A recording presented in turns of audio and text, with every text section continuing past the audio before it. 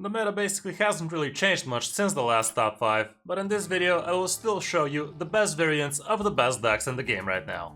We should definitely be seeing nerfs sometime soon, because the popularity of some of these decks is just skyrocketing, and for good reason. Anyway, if you enjoy what I'm doing and you find the video helpful, drop a like and subscribe to the channel. And don't forget you can also hire me for some Hearthstone coaching. Also check out my latest upload with 10 exact tips on how you can get better at the game. But now, let's get into the decks. You are not prepared!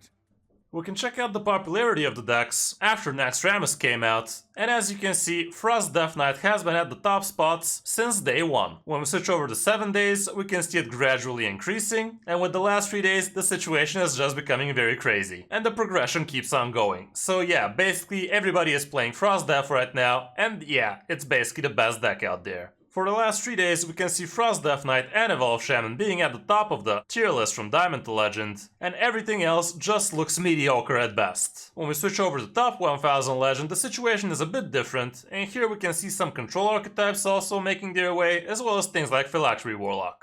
Anyway, for the first deck on the list, it obviously has to be Frost Death Knight. The deck is just insanely overpowered, super consistent, and the main reason why it's that is because of the construct quarters. This location is just crazy good, and it's definitely getting nerfed really soon. Maybe as soon as Tuesday. Not even sure how they're gonna nerf this. Bumping it up to 4 mana is definitely a good start, but they also might actually remove 1 durability on it as well, but I'm assuming that's probably gonna happen on a second patch. The other main reason why this deck is so good, I'd say, would be the Frostburn Fury, which can feel super unfair, since you are usually ahead on board the entire game, and after the 7 drops start flying, it's just game over for the opponent. This might also get toned down eventually, but I guess time will tell. Anyway, this variant of the deck is running 1 Might of Menethil, which can be a very good control tool as well, not to mention it's also 8 damage to the face. The card we removed from this would be Astalor if you have been running it, and that does seem to be a flex pick for most. Everything else is the same in the deck, and you can check out my guide about it, as well as some coaching sessions too. Matchup wise, the only problematic one seems to be Control Priest, and not by much. Charge Warrior is also supposed to be somewhat of a counter for you, but honestly, I haven't found it to be a problem. Everything else is basically very green, so climbing is obviously not a problem, and that is why everybody is playing this deck. Mulligan wise, going first and second, the Egg and the Construct Quarters are always going to be great keeps, but when going first you can also look for things like Harbinger of Winter, and if you already have the Egg, you can also consider keeping the Skeletal Sidekick, and in some matchups it's not a bad idea to keep the Bonebreaker as well. Arms Dealer is not bad when going first, and if you already have a good hand, Horn of Winter might also make the cut. True Fallen Baron is also not a horrible keep, and if you're curving into Thessarian, that also could be okay. The rest is probably not a great idea to keep though. When going second, however, the situation is a bit different, and Thessarian becomes a lot more keepable, as well as Overseer Frigidara. Generally, I don't really like keeping Arms Dealer going second, especially in the mirror matchup, because it's simply not gonna do much for you. Harbinger also becomes less keepable, but here obviously the weapon is so much better. I would also consider keeping things like Frost Strike in some cases, even though it's not super amazing, especially given the fact that you don't have that many spells in the deck as well.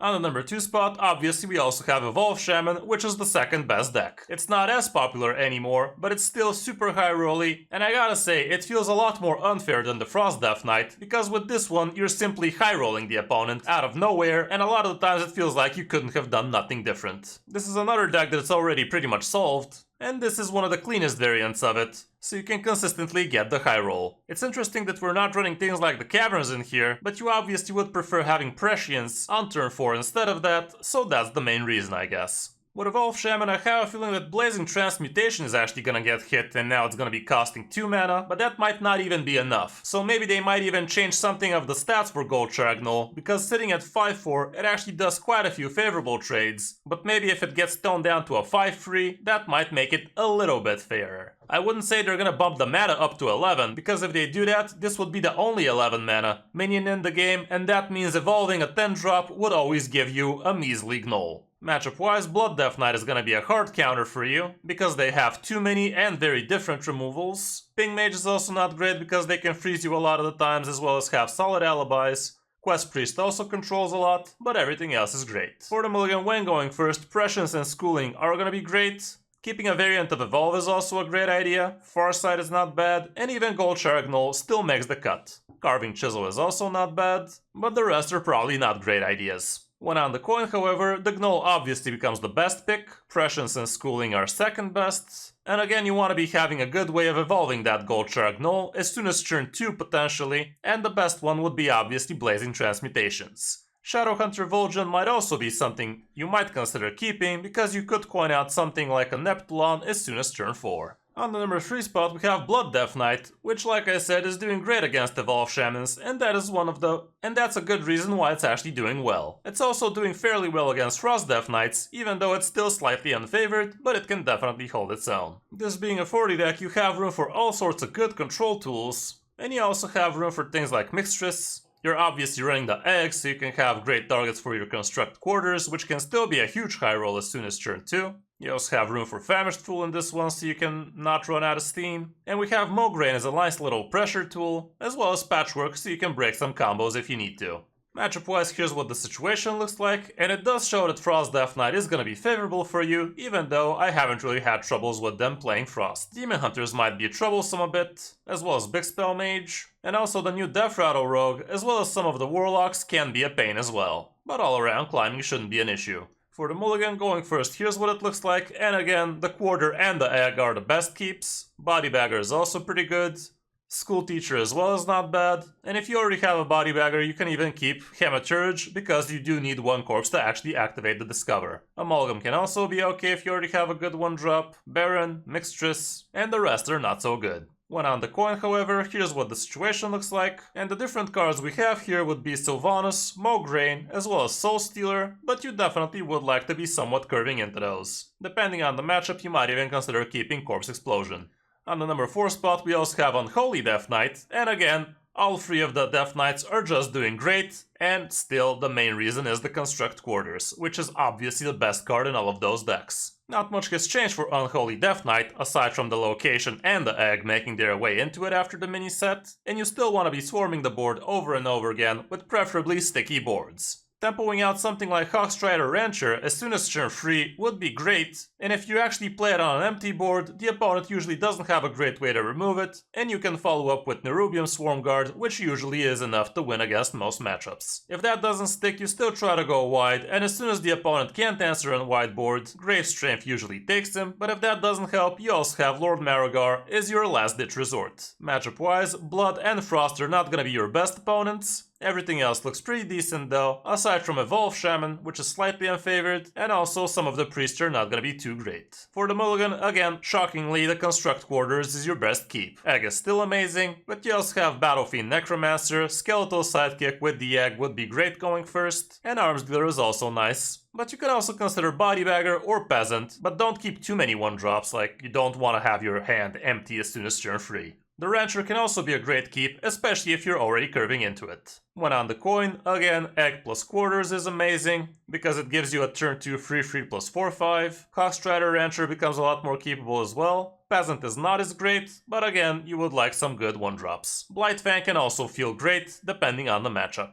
And on the number 5 spot, we have Phylactery Warlock, which has been doing pretty well in top 1000 Legend, but I gotta say, this deck is very hard and complicated to master, so if you're not up for it, you might want to stay away from it. I have a very detailed guide about this one, so you guys know what to expect with and against it, and yeah, if you curve out well with this deck, it's super unfair, but a lot of the times you will have to do some super awkward plays in order to stay alive and retain the bare minimum of the combo pieces needed to actually pull off some lethal outs. For the matchups, Frost and Unholy seems to be very hard, but things like Pure Paladin and Evolve Shaman are gonna be the really hard ones. Miracle Rogue and Undead Priest are also not great, but you can't really see much Miracle Rogues out there nowadays. But yeah, these stats can be very different if you actually know exactly what you're doing with this deck. Mulligan wise, here's what it looks like going first nowadays, and in most cases you're hard mulliganing for the Rod, but also Wicked Shipment and Impending Catastrophe can be pretty good. Mixtress can also be a nice turn 1, and Scourge Supplies also makes a lot of sense. Going second, Tamsin becomes a lot more keepable, Gnoll as well because you have extra cards. Normally you wouldn't really be keeping things like Fiendish Circle, but Wicked Shipment is still pretty nice.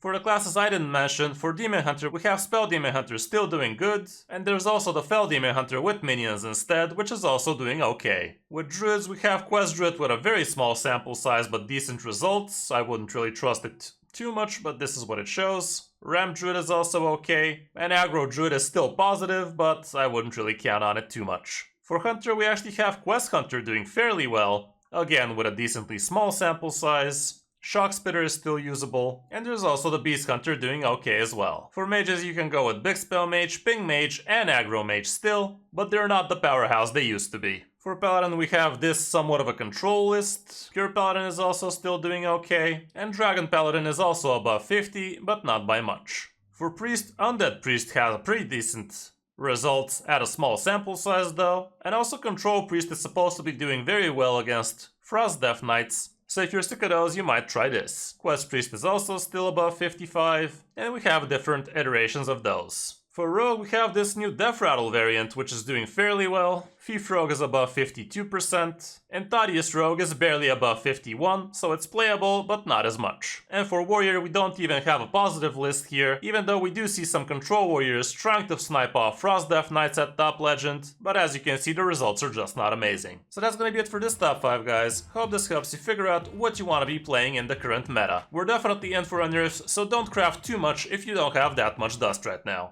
Thanks for watching, I'm Kris05, and I'll see you in my next video, or stream.